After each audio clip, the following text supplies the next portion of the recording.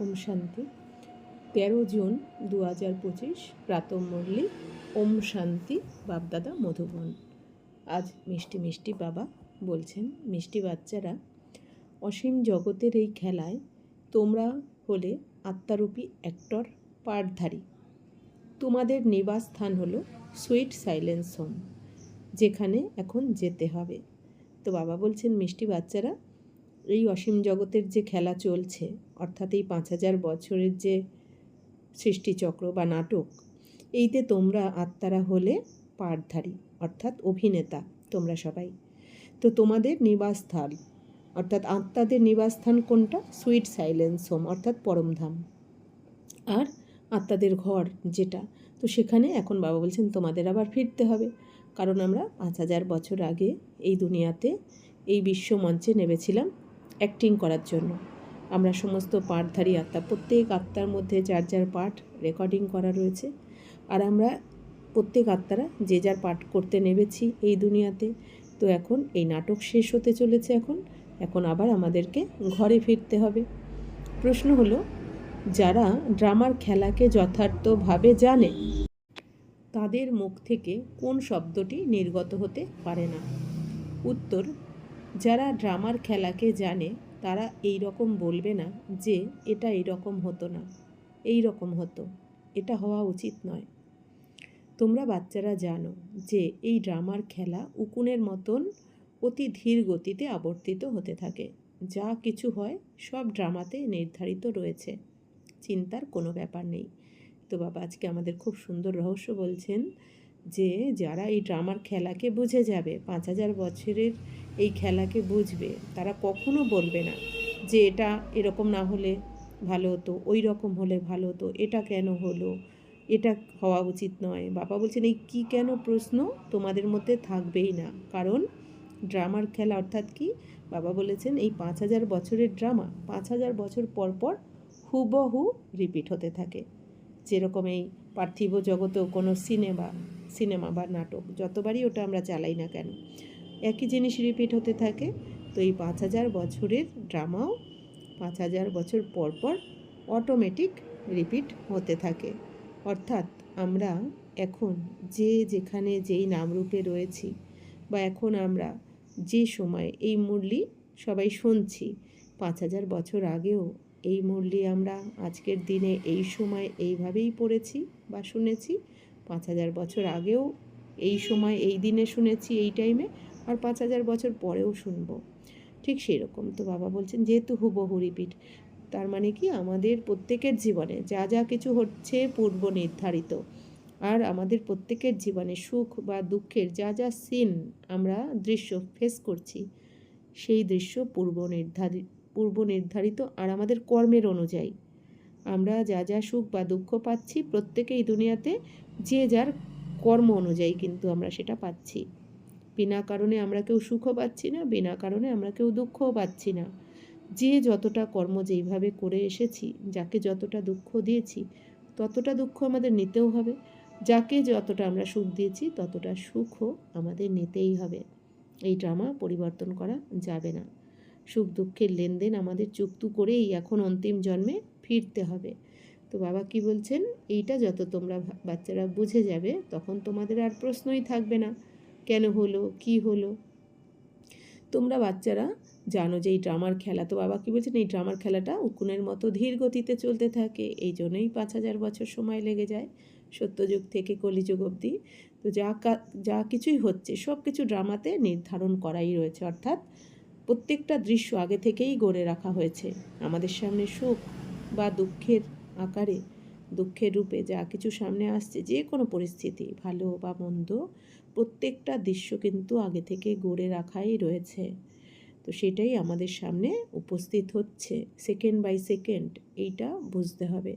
তাহলে বাবা বলছেন কি, চিন্তার কোনো ব্যাপার নেই। কারণ চিন্তা করে তো আমরা পাল্টাতে পারবো না কোনো দৃশ্য। যেটা হওয়ার আছে সেটা হবেই, আর যেটা হওয়ার নয় সেটা কখনো হবে না, কখনো হবে না। আর যেটা হওয়ার আছে সেটাকে পরিবর্তন কেউ করতে পারবে না। এগুলো যখন আমরা এইভাবে ভাববো, তখন চিন্তার, বাবা বলছেন, কোনো ব্যাপার থাকবে না। ওম শান্তি। বাবা যখন তার নিজের পরিচয় বাচ্চাদের দেন, তখন বাচ্চাদেরও নিজের পরিচয় প্রাপ্ত হয়। সব বাচ্চারা দীর্ঘকাল ধরে দেহ অভিমানী হয়ে থাকে। দেহি অভিমানী হলে তখন বাবার সাথে যথার্থ পরিচয় হয়। কিন্তু ড্রামাতে এই রকম নেই। যদি বলেও থাকে যে ভগবান হলেন গডফাদার, উনি রচয়িতা, কিন্তু জানে না। শিবলিঙ্গের চিত্রও আছে, কিন্তু তিনি তো এত বড় নন। সঠিকভাবে না জানার কারণে বাবাকে ভুলে যায়। তো বাবা কি বলছেন যে বাবা তো নিজের পরিচয় বাচ্চাদের দিয়েছেন, কারণ এই দুনিয়াতে আমরা আত্মারা তো ভুলে গেছি, নিজেকেও ভুলে গেছি, আত্মার পরিচয়ও ভুলে গেছি, তো বাবাকেও ভুলে গেছি, ঘরের ঠিকানাও ভুলে গেছি। তো বাবা এখন নিজে এসে আত্মার পরিচয়, পরমাত্মার পরিচয়, সৃষ্টিচক্রের পরিচয় সব কিছু আমাদের জ্ঞান দিয়ে, আমাদের রাজ্য শিখিয়ে ঘরে ফিরিয়ে নিয়ে যান। তো বাবা বলছেন কি, এতদিন তো আমরা দেহ অভিমানে ছিলাম, অর্থাৎ দেহের অহংকার ছিল, আমার পদ, পজিশন, টাকা পয়সা ইত্যাদি। কিন্তু এখন আমাদের বাবা বলছেন দেহি অভিমানী হতে হবে, অর্থাৎ নিজেকে আত্মা মনে করতে হবে যে আমি পাঠধারী আত্মা, আমি আত্মা অমর, আর এই শরীর বিনাশী, এই শরীর আলাদা, আমি আত্মা আলাদা। এটা বাবা বলছেন এখন তোমাদের বুঝতে হবে। কিন্তু বাবা বলছেন কি, ভগবানকে সবাই গডফাদার বলে কিন্তু জানে না। বাবা তো রচয়িতা, শিব বাবা। শিব বাবা কী রচনা করেন? স্বর্গের রচনা করছেন, এখন নতুন দুনিয়ার রচনা করছেন, স্থাপনা করছেন, কিন্তু এটা তো সবাই বোঝে না। তো বাবা বলছেন শিবলিঙ্গের পুজো তো করে, কিন্তু বাবার তো রূপ এরকম নয়, অত বড় নয়। বাবার আসল রূপ তো জ্যোতির্বিন্দু স্বরূপ। ভগবানের নাম হলো শিব, অর্থাৎ কল্যাণকারী। ভগবানের রূপ কেমন? জ্যোতির্বিন্দু স্বরূপ। আর শিব বাবা থাকেন কোথায়? পরমধাম। বাবা বলছেন কিন্তু এগুলো দুনিয়ায় কেউ জানে না, আমরা বাচ্চারা এখন জানি। এখন তোমরা বুঝতে পারো যে আমরা সবাই ছিলাম তুচ্ছ বুদ্ধি সম্পন্ন। নম্বর অনুযায়ী অবশ্য বলবে, প্রধানত বোঝাতে হবে যে আমি এনার মধ্যে, অর্থাৎ ব্রহ্মা বাবার মধ্যে আসি, অনেক জন্মের অধিকারী যিনি, তার অন্তিম শরীরে। তো বাবা বলছেন আমরা আগে তুচ্ছ বুদ্ধি সম্পন্ন ছিলাম, কিছুই বুঝতাম না, কিন্তু এখন বাবা এসে বুদ্ধির তালা খুলে দিয়েছেন আমাদের জ্ঞান দিয়ে। তাই বাবা বলছেন তোমাদের এখন বোঝাতে হবে যে পরমাত্মা তো অজন্মা, অর্থাৎ উনি তো জন্ম মরণের চক্রে আসে না, তাহলে জ্ঞান শোনাবেন কি করে, আমাদের রাজযোগ শেখাবেন কিভাবে? তো পরমাত্মা এখন ব্রহ্মা বাবার শরীরে প্রবেশ করে আমাদের জ্ঞানটা শোনাচ্ছেন, রাজযোগ শেখাচ্ছেন। আর ব্রহ্মা বাবার শরীরেই কেন প্রবেশ করেছেন? কারণ ব্রহ্মা বাবার আত্মা তো সব থেকে বেশি ভক্তি করেছে, অনেক জন্মের অধিকারী এই আত্মা, আর এটা তার ব্রহ্মার শরীর, তার অন্তিম শরীর। তো ইনি হলেন নম্বর ওয়ান আত্মা, সব থেকে বেশি ভক্তি করেছে, পুরুষার্থ করেছে। তো বাচ্চারা মনে করে এখন আমরা ওনার সন্তান, অর্থাৎ ব্রাহ্মণ হয়ে গিয়েছি। এই সব হলো বোঝার ব্যাপার। তো এখন আমরা জানি আমাদের আত্মার পিতা শিব বাবা। তো কিভাবে আমাদের রচনা করবেন? যেহেতু শিব বাবার শরীর নেই, এই জন্য ব্রহ্মা বাবার শরীরে প্রবেশ করে ব্রহ্মা বাবার মুখের দ্বারা আমাদের রচনা করলেন। এই জন্য আমরা ব্রহ্মা বাবার মুখবংশাবলী সন্তান হলাম। এত সন্তানদের তো আর গর্ভ দ্বারা জন্ম দেবেন না শিব বাবা, এই জন্য ব্রহ্মা বাবার মুখের দ্বারা আমাদের রচনা করলেন। সেই হিসেবে আমরা ব্রহ্মার সন্তান, ব্রাহ্মণ হয়ে যাই আমরা। তো বাবা বলছেন এগুলো বুঝতে হবে। বাবা এত সময় ধরে বোঝাতে থাকেন, তো না হলে বাবাকে চিনতে পারা তো সেকেন্ডের ব্যাপার। তো বাবা বলছেন কি, সবাই তুচ্ছ বুদ্ধি হওয়ার কারণে বাবাকে চিনতে পারে না, নিজেকেও ভুলে গেছে। না হলে বাবাকে তো চিনতে, বাবা বলছেন 1 সেকেন্ডের ব্যাপার। বাবা বলেন আমাকে স্মরণ করলে তবে তোমাদের বিকর্ম বিনাশ হবে। তো বাবা বলছেন যে এখন তোমরা নিজেকে আত্মা মনে করে বাবাকে স্মরণ করো, তবেই তোমাদের বিকর্ম বিনাশ হবে, আর তোমরা ঘরে ফিরতে পারবে। তোমরা জানো যে আমরা আত্মারা কোথাকার বসবাসকারী? যেরকম নাটকের অ্যাক্টররা বলে আমরা অমুক স্থানের বাসিন্দা, নাটক শেষে পোশাক পরিবর্তন করে স্টেজের ওপর এসে যাব। তো বাবা কি বলছেন যে তোমরা তো এখন জানো আমরা আত্মারা কোথাকার বসবাসকারী, আমরা তো পরমধাম নিবাসী আত্মারা। আর এখানে আমরা তো নাটকের পার্ট প্লে করতে এসেছি। তো এই দুনিয়াতেও যখন নাটকের অ্যাক্টররা কি বলে যে আমরা তো এইখানে থাকি, এখান থেকে এসেছি, আমরা এখানে নাটক করতে এসেছি, পার্ট প্লে করতে এসেছি। তো পার্ট প্লে হয়ে গেলে যে যার পোশাক পরিবর্তন করে কি করে স্টেজের ওপর এসে যায়। তো এখন তোমরা বুঝতে পারো যে আমরা এখানকার বসবাসকারী নই, এটা হলো একটি নাট্যশালা। বুদ্ধিতে এটা এখন এসে গেছে যে আমরা হলাম মূল বতনবাসী, যাকে সুইট সাইলেন্স হোম বলা হয়। তো আগে তো আমরা জানতাম না, পরিচয় ছিল না, কিন্তু এখন বাবার থেকে আমরা জেনে গেছি যে আমরা আত্মারা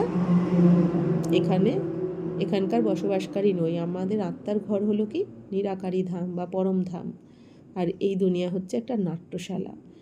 এখন আমাদের বুদ্ধিতে এটা এসে গেছে যে আমরা মূল বতনবাসী, যাকে সুইট সাইলেন্স হোমও বলা হয় বা শান্তিধামও বলা হয়। এর জন্যই সবাই চায়, কারণ আত্মা তো হলো দুঃখী, তাই বলে আমি কিভাবে ফিরে যাব পরমধাম গৃহে। গৃহের ঠিকানা না জানার কারণে উদ্দেশ্যহীনভাবে ঘুরে বেড়ায়। তো বাবা বলছেন এই দুনিয়াতে সবাই এত দুঃখী কেন? কারণ নিজেকেও ভুলে গেছে, বাবাকেও ভুলে গেছে, আর ঘরের ঠিকানাও ভুলে গেছে। তো ঘরের ঠিকানা ভুললে, মাতা পিতাকে ভুললে কি হয়? সবাই দুঃখী হয়ে পড়ে। তো এই দুনিয়াতেও এই জন্য সবাই দুঃখী, ঘরের ঠিকানা নেই। গৃহের ঠিকানা না জানার কারণে উদ্দেশ্যহীনভাবে সবাই ঘুরে বেড়াচ্ছে এখন।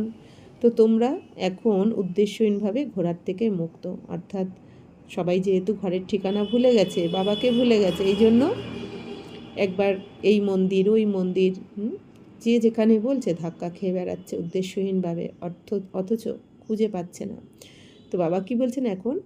বাবা তো আমাদের উদ্দেশ্যহীনভাবে ঘোরার থেকে মুক্ত করে দিয়েছেন, কারণ আমরা যাকে 2500 বছর ধরে খুঁজছি, ডেকেছি, তাকে তো আমরা পেয়ে গেছি, বাবাকে জেনে গেছি, এই জন্য রাস্তা পেয়ে গেছি আমরা। ভগবান এসে বাবা এসে আমাদের রাস্তা দেখিয়ে দিয়েছেন, তাই আমরা উদ্দেশ্যহীনভাবে ঘোরার থেকে এখন মুক্ত।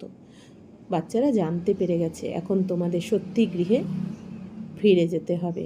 অহম আত্মা কত ছোট বিন্দু, এটা হলো ওয়ান্ডার।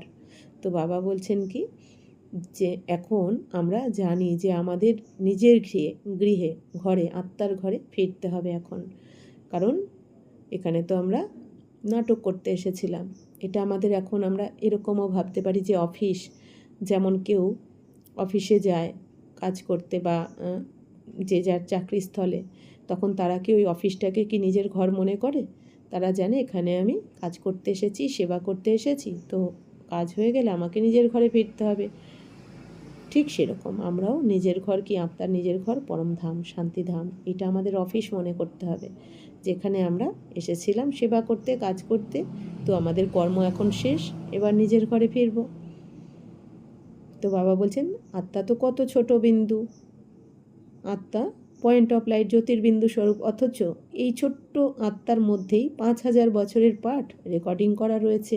তো বাবা বলছেন এটা কত ওয়ান্ডার। আত্মারা সবাই সুইট হোমে থাকে, সেখান থেকে আসে পার্ট প্লে করতে। সকলকেই ভূমিকা পালন করতে হবে, এটা হলো খেলা। এই সূর্য, চন্দ্র, স্টার্স ইত্যাদি এই সব হলো বাতি, যার জন্য রাত আর দিনের খেলা চলে।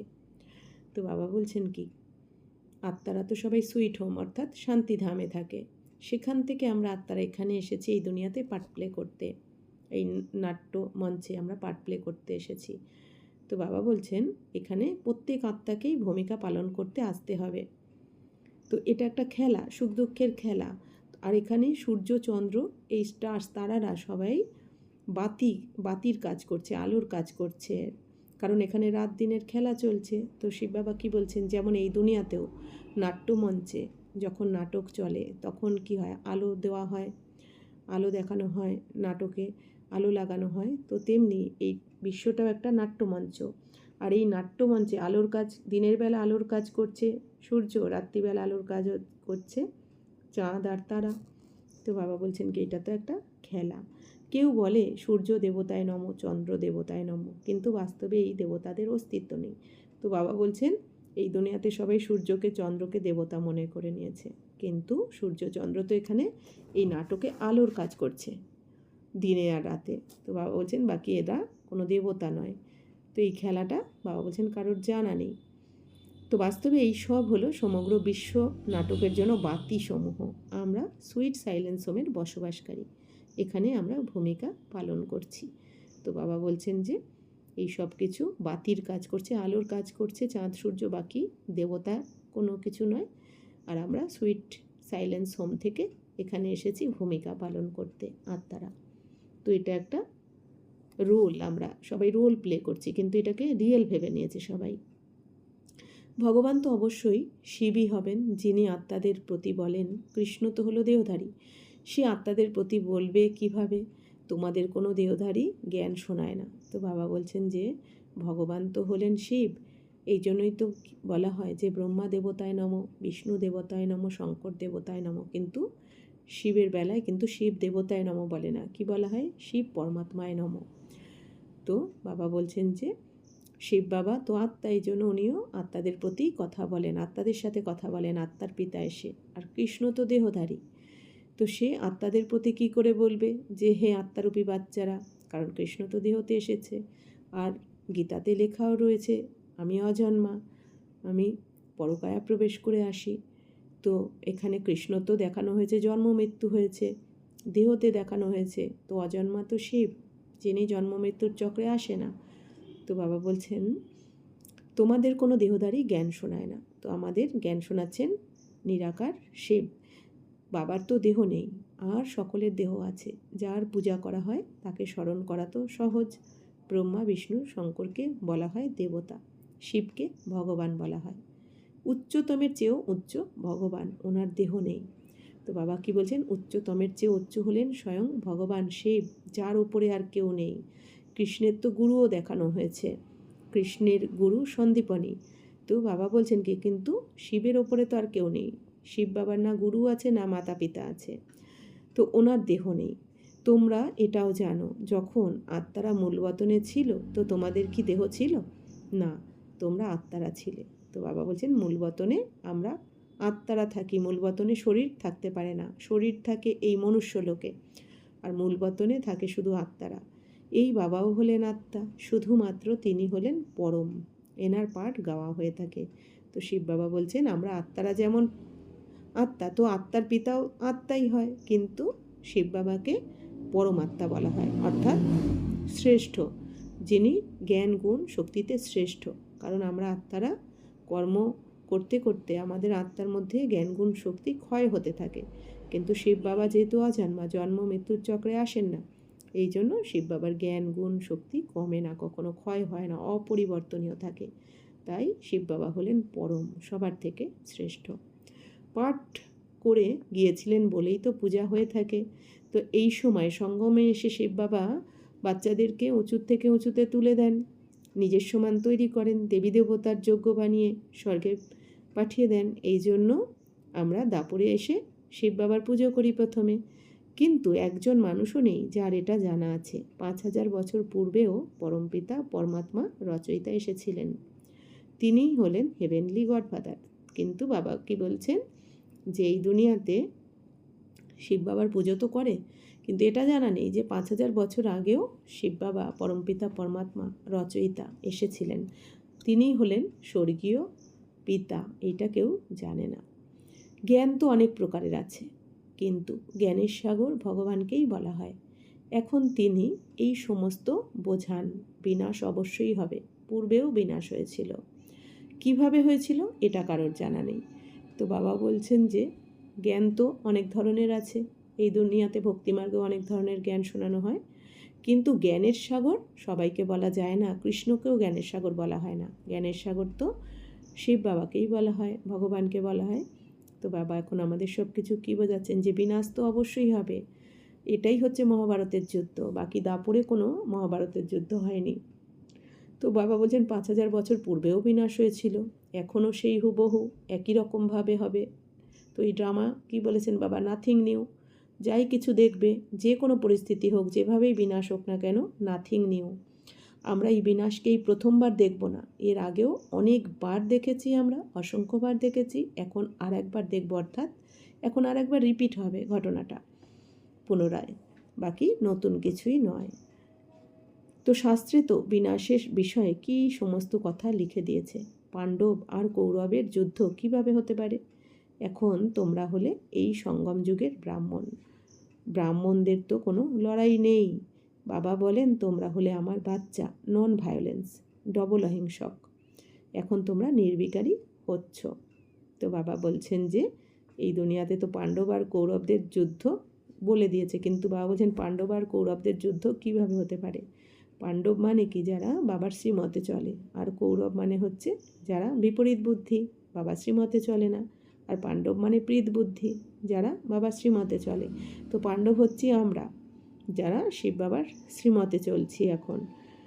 তো পাণ্ডবরা হচ্ছে নির্বিকারী, পাণ্ডবরাই হচ্ছে ব্রাহ্মণ, অর্থাৎ ব্রহ্মার সন্তান বা শিব বাবার সন্তান।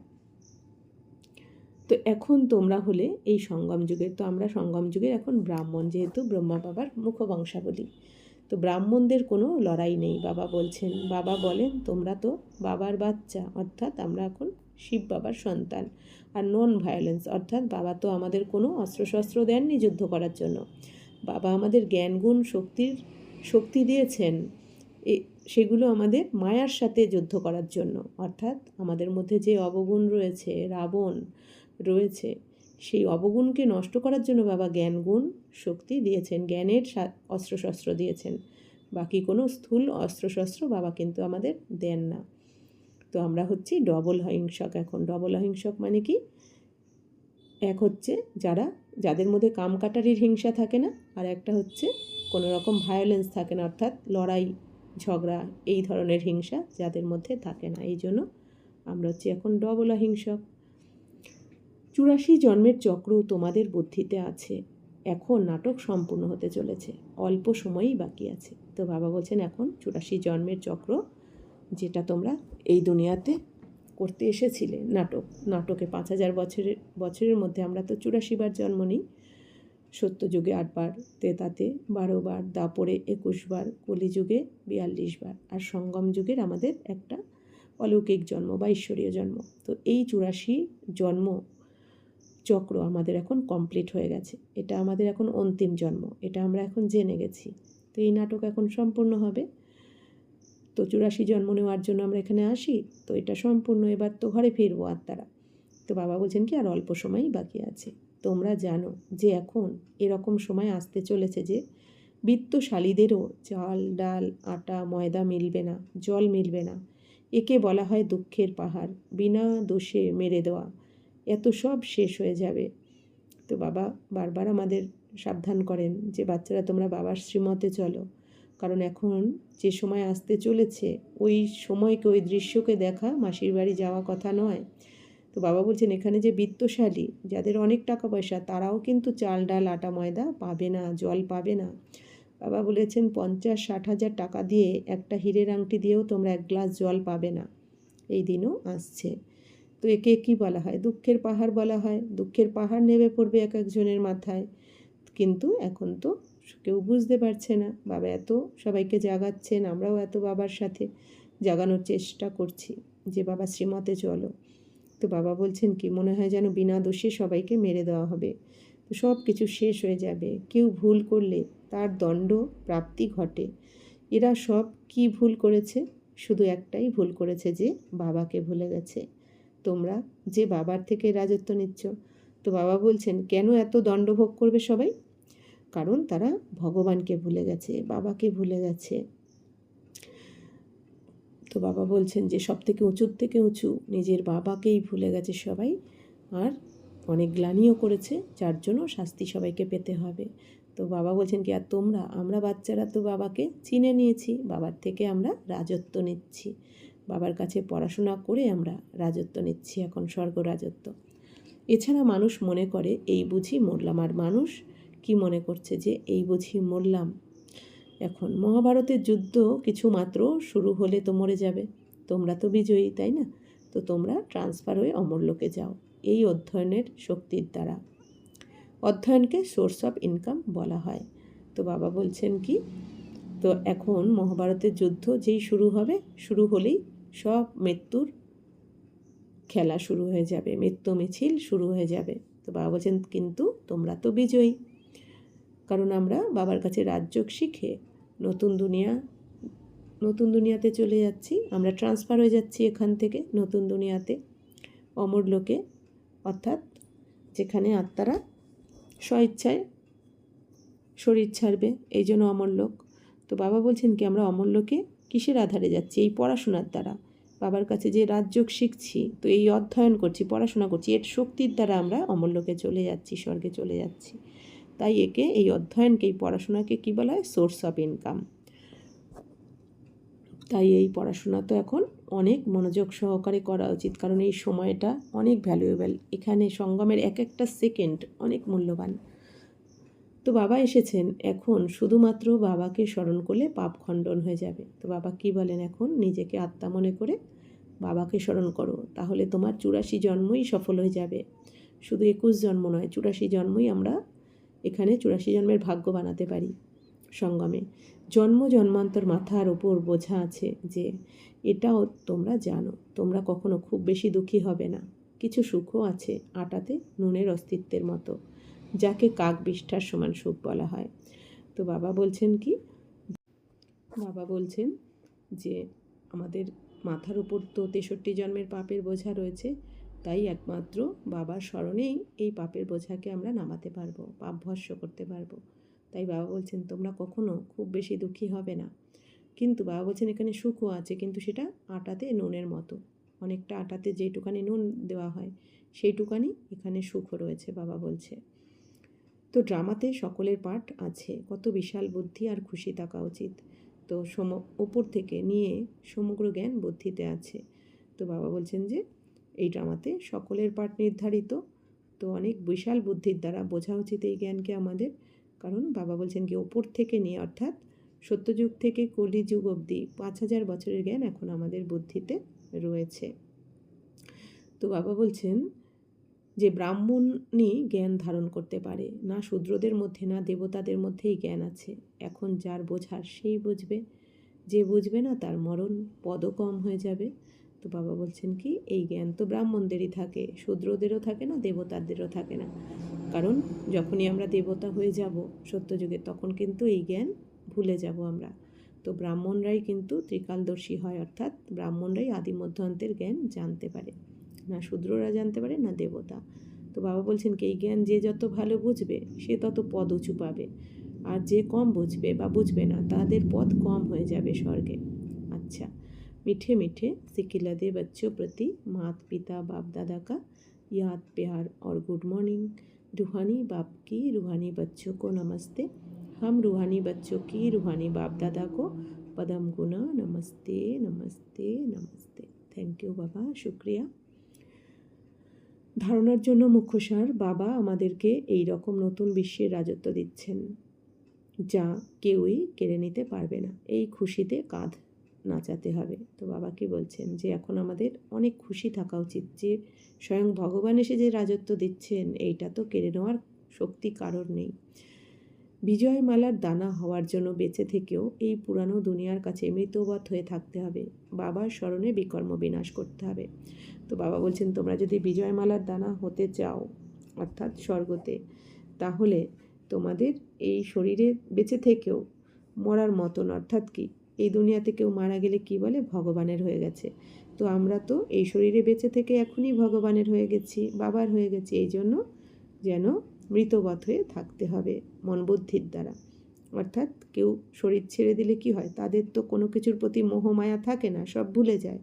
ঠিক সেরকমই আমরা থাকবো এই শরীরে, কারণ এই শরীরের দ্বারাই আমাদের 63 জন্মের বিকর্ম বিনাশ করতে হবে, আবার 84 জন্মের ভাগ্য বানাতে হবে। তাই থাকবো এই শরীরেই, অথচ মরে গেলে যেমন সব কিছু ভুলে যায় মানুষ, সেরকমই আমাদের এই দেহের দুনিয়াকে ভুলে থাকতে হবে, কোনো মোহমায়া রাখলে চলবে না। তো বাবার স্মরণে থেকেই বিকর্ম বিনাশ করতে হবে।